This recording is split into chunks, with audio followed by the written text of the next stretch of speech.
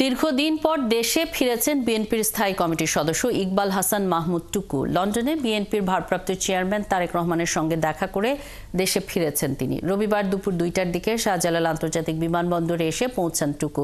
পরে গণমাধ্যমের সাথে কথা বলেন সাবেক এই মন্ত্রী। তিনি বলেন, যে উদ্দেশ্যে দ্বিতীয়বার বাংলাদেশ স্বাধীন হয়েছে তা ধরে রাখতে হবে। অন্তর্বর্তীকালীন সরকারের প্রতি সমর্থন রয়েছে জানিয়ে টুকু জানান, রাষ্ট্র সংস্কারের জন্য 31 দফা দিয়েছে বিএনপি। পাশাপাশি যৌক্তিক সময়ের মধ্যে নির্বাচন চায় দলটি। 2 বছর বনবাসী থেকে আজকে দেশে আসছি।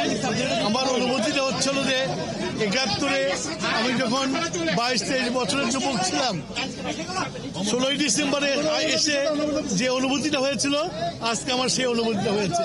আজকে বাংলাদেশ স্বৈরাচার খুনি মুক্ত বাংলাদেশ। আজকে মুক্ত বাংলাদেশে মুক্ত হওয়া নিতে পারবে।